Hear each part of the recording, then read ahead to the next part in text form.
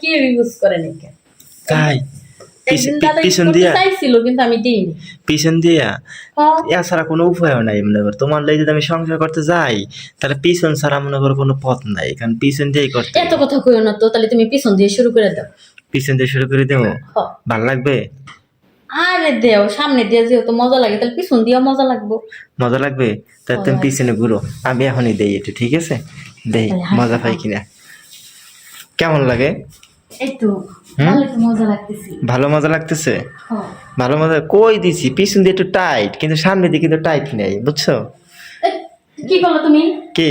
এই তুমি পিছন দিয়ে দেওয়ার কথা চাচ্ছো, তুমি সামনে দিয়ে বয়ে দিচ্ছ। তুমি ও। রাস্তাও চিনো না যে কোনটা সামনের রাস্তা কোনটা পিছনের রাস্তা। ও, এটা তোমার হয়েছে যে ইয়া ওই সামনে দিয়ে দিছি, বুঝতে পারিনি, এই জন্য তো ওই কি ব্যাপার আমার এত মনে করো তোমার যে ইয়া জায়গা এখনো টাইট হয় না কা। তাহলে এক কাজ করো, তুমি তাহলে পিছন দিয়ে চেষ্টা করো। আচ্ছা ঠিক আছে। কি অবস্থা? কি করলে তুমি এটা? পড়ে গেছে, কি করবো? দেখছো কাপড়টা তো দিলা নষ্ট করে।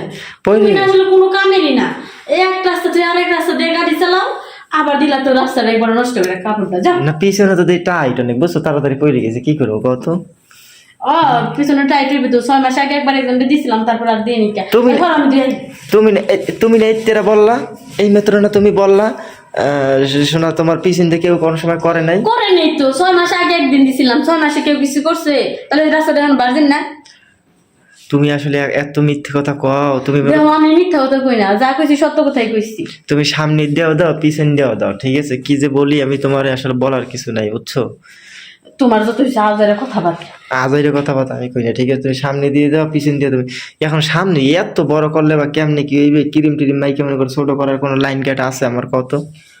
আমার মনে হয় কি জানো, যে আমারটা যদি ছোট করতে যাও তাহলে তোমার অযথা সময় নষ্ট আর পরিশ্রম গুলো সব বিফলে যাইবে। তার থেকে কাজ করো, ওই যে কি যেন একটা কি বাড়িয়েছে, ওই যে চাইনিসে আলাদা এক্সট্রা করে একটা জিনিস লাগাই না, হিটা লাগাই না তুমি। তাই হাইডে লাগাইলো মো।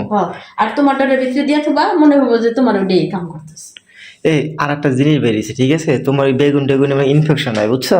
তুমি ওই যে মনে করো যে ওই যে প্লাস্টিকেরটা আছে না, ওই যে বড় গুলো পাওয়া যায়, ওই তোমার টাইনে দিব। তুমি বেগুন টেগুন মাইরো না, বুঝছো? অত মনে করো বেগুন যদি ভাঙে যদি ভিতরে থাইকে যায় তখন আবার কিন্তু অপারেশন করে বাইর করা লাগবে। কথাটা কিন্তু একবার খারাপ কনে। সেদিন মনে করো যে বেকা বেগুনটা আছে না, ওটা নিবার গেছি, ওই যেটা রান্না করে খাওয়াইলা, একটু লেগা মনে করো যে বাইরে ভিতরে থেকে। ওই যে রান্না করে খাওয়াইলা, হ্যাঁ এটা স্বাদ ছিল না, এই যে- একটু কিন্তু লবণ দিছিলাম না, জানো? হ্যাঁ, তাই না? এই জন্যই তো কই স্বাদ হয়েছে, ঠিক আছে? এই দেখো নুন তো লবণ একটু বেশি হয়েছে গে। লবণ বেশি ছিল, লবণ বেশি লেগে লবণ কিন্তু স্বাদ আছে। স্বাদ আছে না, এই জন্য তো মোটা হয়ে যেতেছি, কাহিনী তো বুঝলাম। আমার বোর বুদ্ধি আছে।